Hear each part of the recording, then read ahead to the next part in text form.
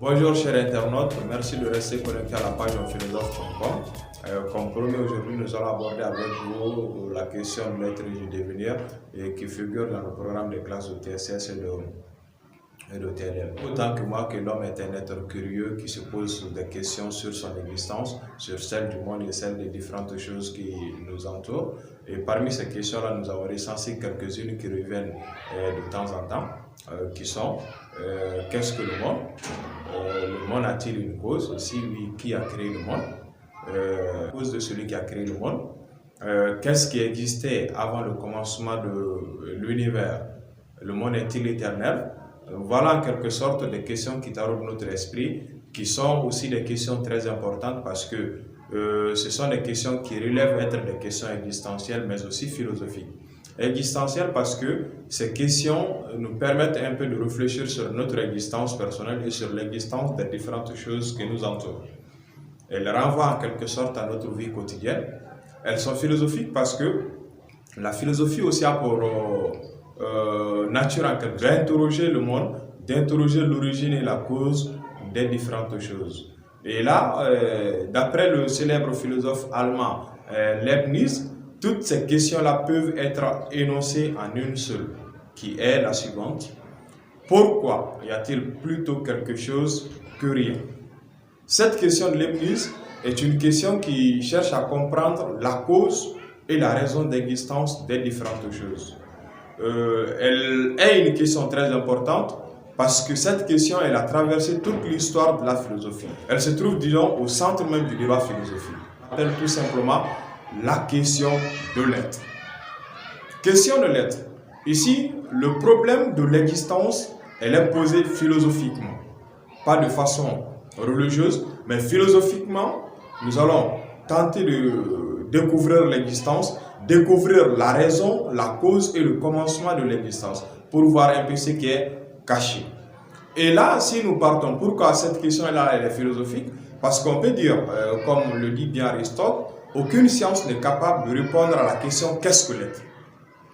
Les autres sciences, telles que la physique ou encore les maths, sont des sciences qui s'occupent de ce qui est, des différentes choses qui existent. Ils s'intéressent au comment des choses. La physique, elle s'intéresse beaucoup au comment des choses. Mais le qu'est-ce que et le pourquoi, par exemple, ce sont là des questions purement philosophiques. C'est pourquoi la métaphysique, elle est devenue la toute première branche de la philosophie à pouvoir étudier l'être, à poser le problème de l'être et à chercher une solution. Pour mieux comprendre ce problème de l'être, nous allons partir avec trois questions essentielles. La toute première question, on va d'abord se demander qu'est-ce qui est? Autrement dit, qu'est-ce qui existe? La deuxième question, ça va être qu'est-ce que l'être? Qu'est-ce que l'existence? Qu'est-ce que l'être? Et la troisième, ça c'est quelle est la nature de l'être? Et là, si nous prenons un peu ces questions-là, on va dire qu'il est difficile de pouvoir donner une définition, pour ne même pas dire que c'est impossible, de donner une définition irréfutable, une définition qui fera l'unanimité tout de suite. Parce que la contradiction entre les doctrines rend encore plus difficile la définition. Parce que souvent la réponse, elle dépend de celui qui parle de l'être. Par exemple, si nous parlons de l'être chez Platon, ce n'est pas la même chose quand nous parlons de l'être chez Héraclite ou encore chez Aristote ou encore chez Spinoza par exemple. Mais nous allons néanmoins tenter de donner une définition, de pouvoir répondre un peu à ces questions-là. Dans un premier temps, si on se pose la question qu'est-ce qui est, religieusement on pourrait dire ce qui est c'est Dieu.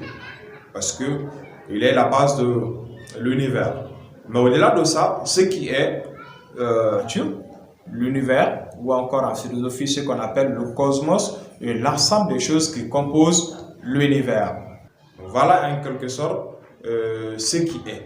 Mais là, si vous interrogez encore les doctrines philosophiques, nous pouvons encore approfondir la réponse. À la deuxième question, qu'est-ce que l'être? L'être, dans un premier temps, on va dire, renvoie à l'existence d'une chose. On va dire que l'être, c'est le vivant, les choses, les objets, etc. Par exemple, un caillou, une chaise, une montagne font partie de l'être. Parce que ce sont des choses qui partagent tous en commun l'existence. Dans ce cas, l'être désigne le fait d'exister ou l'existence. Donc l'être exprime ici la réalité d'une existence, la réalité d'une chose. Par exemple, si nous parlons du téléphone ou encore de l'ordinateur, parce que nous savons que c'est quelque chose de réel, c'est quelque chose qui existe et qui fait partie de l'être. Mais de façon philosophique, l'être aussi est souvent défini comme étant ce qui est permanent. Ça veut dire quoi? Ce qui n'est pas soumis à un changement, qui est immuable, qui reste tel qu'il est. L'être est la chose qui ne change pas. L'idée qu'on pourrait retrouver chez Platon comme chez Parménide, pour ne citer que ces deux-là. Et cette dernière réponse, elle nous renvoie sur le champ de la question de la nature de l'être. Et là, si nous parlons de la nature de l'être, on est obligé de toucher du doigt au devenir.